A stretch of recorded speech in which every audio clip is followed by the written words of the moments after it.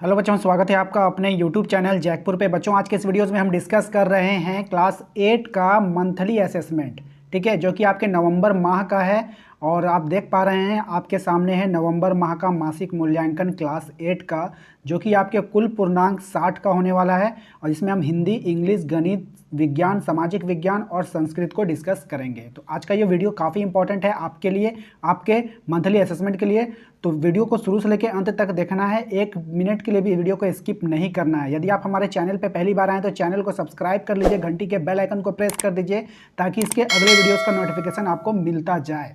ठीक है बच्चों, तो चलिए शुरू करते हैं हम आज का क्लास। आज के क्लास में सबसे पहले जो है आप देख पा रहे हैं आपके सामने एक हिंदी का जो है सबसे पहले सवाल दिया गया है, जिसमें एक पैसेज के ऐसा कुछ है। आपको इसको ध्यानपूर्वक पढ़ना होगा, पढ़ने के बाद इसका आंसर करना होगा। ठीक है बच्चों, तो चलिए ज़्यादा देर न करते हुए सवाल पे आते हैं हम। सवाल में आपसे कहा जा रहा है कि चलती क्यों नहीं है जी अभी चलेगी बस के बारे में ये किसका कथन है। ठीक है, तो ये जो कथन है आपका किसका है आपको बताना। तो बच्चों, इसका सही जवाब है आपके जो ऑप्शंस आपके यहाँ पे 4 ऑप्शंस आपको दिए गए हैं। डॉक्टर साहब का, लेखक के मित्र का, स्वयं के लेखक का, या स्वयं लेखक का, या बस कंपनी के हिस्सेदार का। तो बच्चों, इसका सही जवाब है ऑप्शन नंबर डी, बस के हिस्सेदार का। ठीक है, तो इसका सही जवाब हो जाएगा। नेक्स्ट है हमारा, पूजा करने योग्य वाक्यांश के लिए एक शब्द क्या होगा। तो आपका बताना है पूजा करने योग्य क्या होगा। पूजनीय होगा, पूजनीय होगा, पूजनीय। ये तीनों देखिए एक ही साउंड का है, तो ये तो होगा नहीं तीनों।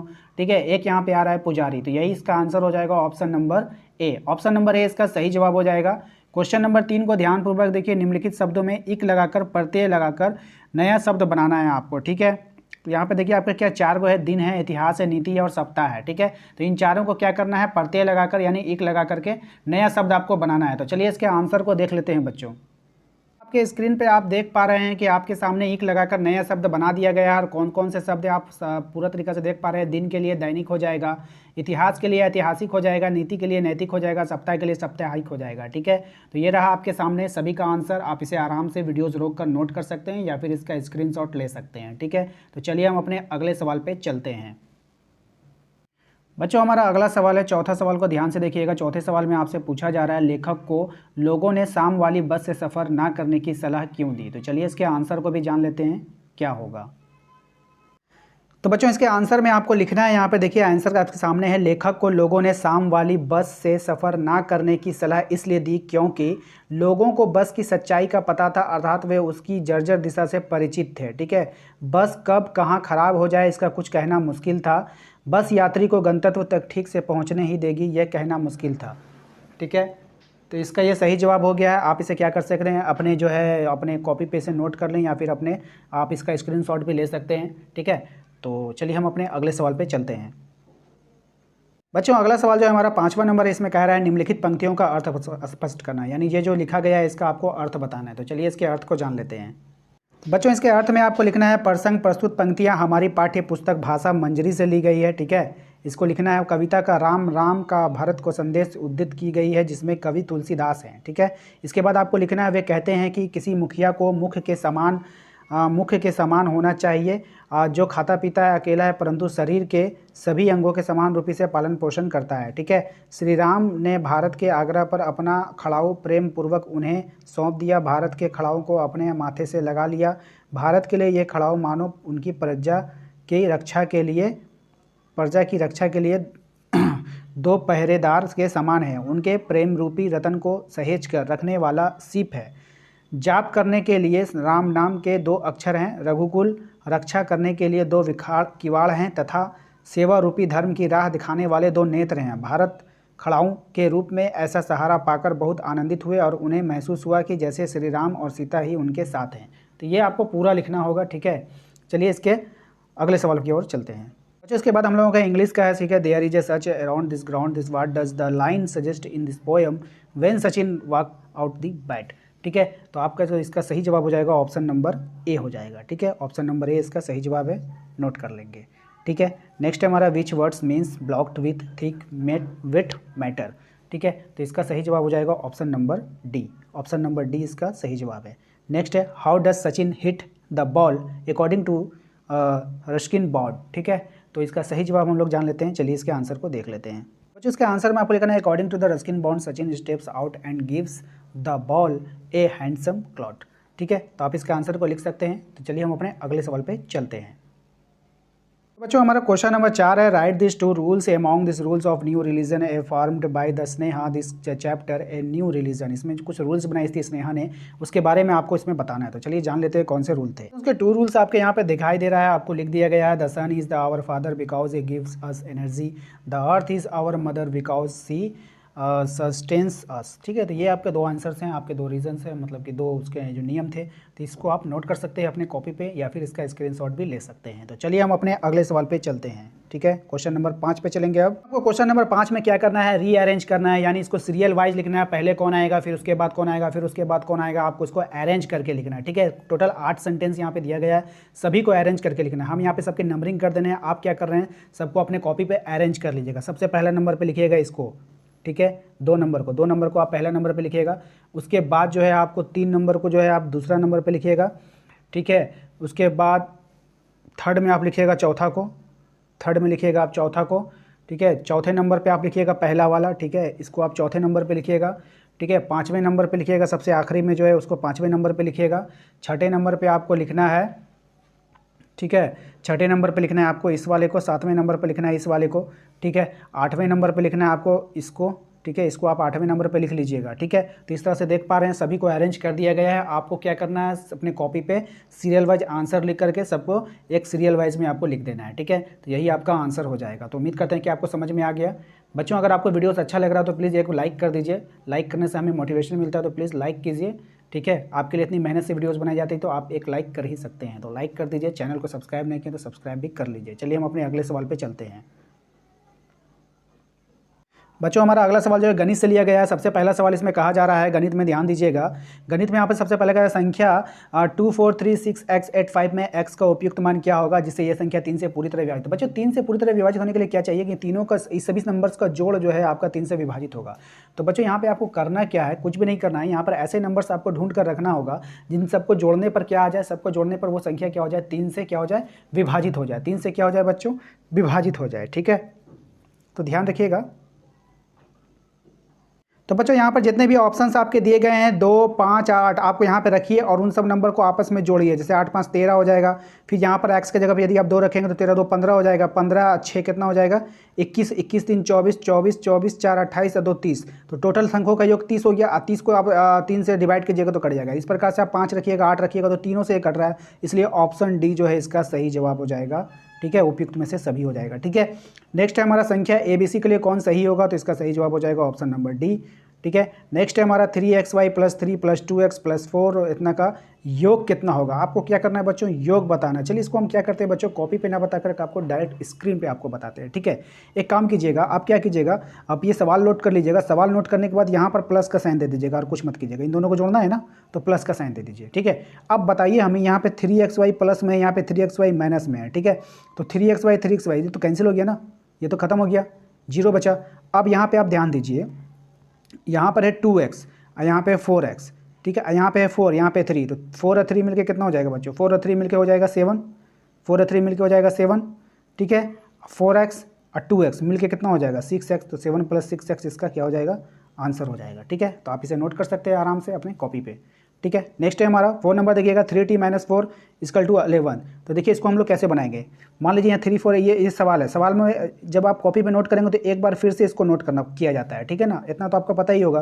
तो आप सवाल लिख लीजिएगा, सवाल लिखने के बाद एक बार फिर से इतना सा आप नोट कर लीजिएगा। उसके नीचे हम बताते हैं करना क्या होगा। ठीक है, क्या करना है आपको, 3t लिखना है। ठीक है, 3t = 11, ये -4 उधर जाके प्लस में हो जाएगा। ठीक है, तो 3t बराबर कितना हो जाएगा, 11 और 4 मिला दीजिएगा, 15 हो जाएगा। तो बच्चों होता क्या है, जब आप जब आप t को रोकिएगा तो ये 3 कहाँ चला जाएगा, 15 के नीचे चला जाएगा डिवाइड में। तो 3 से ये कट जाता है बच्चों 5 बार में, तो t बराबर कितना आ गया, आंसर 5। आप इसे अपने कॉपी पे नोट कर लीजिए। ठीक है, चलिए जल्दी से नोट कर लिए, फिर हम अगले सवाल को बताते हैं। तो बच्चों अगला सवाल देखिए, अगला सवाल है हमारा 3x³ y 2x² y + 15xy को 3xy से भाग देना है। तो बच्चों इसको हमको कॉपी पे बना के दिखाना होगा। तो चलिए हम देखते हैं इसका आंसर कैसे होगा। ध्यान से देखिएगा, आप अपने स्क्रीन पे देख पा रहे हैं सवाल को मैंने कॉपी पे बनाया है और इसे मैं समझाने का प्रयास करूंगा आपको बिल्कुल अच्छे से। ठीक है, तो सबसे पहले आप ध्यान दीजिएगा यहाँ पे कि 3xy का टेबल पढ़ना है। आपको लाना है 3x³। तो आप क्या कीजिए, आप कुछ मत ध्यान दीजिए, आपसे ध्यान दीजिए कि आपको आपके पास एक्स है और आपको क्यूब लाना है, तो आप किससे कीजिएगा, स्क्वायर से गुना कीजिएगा, तब ना गुना में एक्स स्क्वायर और एक्स यानी एक्स स्क्वायर इंटू एक्स मिल करके क्या हो जाता है, एक्स क्यूब हो जाता है। ठीक है, तो इस बात को ध्यान दीजिएगा। ठीक है, तो चलिए यहाँ पे हमने क्या किया, यहाँ पे एक्स क्यूब का पढ़ा पड़ा तो यहाँ पे हो गया 3x स्क्वायर वाई हो गया, ये दोनों सेम सेम हो गया इसलिए यहाँ पे ये कट हो गया, यहाँ से ये वाला सिंपल यहाँ से उतर गया। अब हमें क्या लाना है, 2x स्क्वायर लाना है। तो बच्चों हम लोगों को करना क्या होगा, हमें 3xy है, 3xy को हम लोग को 2x स्क्वायर वाई में करना है। तो कितना बार टेबल पढ़ेंगे, 2/3x बाय टेबल पढ़ेंगे। क्यों पढ़ेंगे, देखिए यहाँ पर मैंने रफ करके बता दिया है कि 3x का यदि हम टेबल यानी पहाड़ा 2/3 कर देंगे तो 3 कैंसिल हो जाएगा, 2 और ये x मिलकर एक्स स्क्वायर हो गया, ये y बच गया था यानी टेबल में इतना आ गया। ठीक है, तो आपको करना क्या है, आपको सिंपल है यहाँ पर इस तरह से इसको नोट कर लेना है। ठीक है, नोट करने के बाद फिर इसके बाद 3xy का टेबल 3 बार पड़ेगा तो 15 आ जाएगा। इस तरह से हुआ क्या कि आपका ये बनकर तैयार हो गया। तो आप देख पा रहे हैं आपके यहाँ पे स्क्रीन पे है टोटल मैथ ये वाला बना हुआ है, आप इसे आराम से नोट कर लीजिए। ठीक है, अगर समझ में नहीं आए तो कमेंट करके बताइए और समझ में आ जाए तो वीडियो को लाइक जरूर कीजिए। ठीक है, चलिए हम अपने अगले सवाल पे चलते हैं। बच्चों हमारा अगला सवाल जो है वो विज्ञान से है। इसमें कहा जा रहा है वायु एवं जल कई कारणों से प्रदूषित हो रही है। प्राकृतिक वातावरण में होने वाले ऐसे अवांछित एवं हानिकारक परिवर्तन को प्रदूषण कहते हैं। इसी प्रकार से हमारे परिवेश में अत्यधिक शोर किस प्रकार की समस्याओं का कारण बनता जा रहा है, ध्वनि प्रदूषण, बहरेपन की बीमारी, ठीक है, और क्या है सारे विकल्प से स्वास्थ्य संबंधी समस्या, ठीक है, स्वास्थ्य संबंधी समस्या होगा या फिर सभी होगा, इनमें से सारे विकल्प सही हैं। तो इसका सही जवाब हो जाएगा बच्चों ऑप्शन नंबर डी, सारे विकल्प सही हैं। ठीक है, चलिए नेक्स्ट है हमारा धुएं में ठोस तरल दोनों प्रकार के कण पाए जाते हैं। धुएं में ठोस तरल दोनों प्रकार के कण पाए औद्योगिक क्षेत्रों में विशेष करके धूम कोहरा निर्माण होता है। दमा, खांसी, गले की गड़गड़ाहट महसूस होती है। धूम कोहरे का निर्माण किन कारणों के मिश्रण से होता है, आपको बताना है। तो इसका सही जवाब हो जाएगा धुआं और कोहरा, ऑप्शन नंबर ए इसका सही जवाब हो जाएगा। नेक्स्ट है बच्चों हमारा सवाल देखिएगा, 3 नंबर सवाल है आपके स्क्रीन पर। ओजोन परत में लगातार होने वाले क्षय के कारण मनुष्य एवं वायुमंडल में किस प्रकार का प्रभाव पड़ता है। ठीक है, तो चलिए इसके आंसर को देख लेते हैं।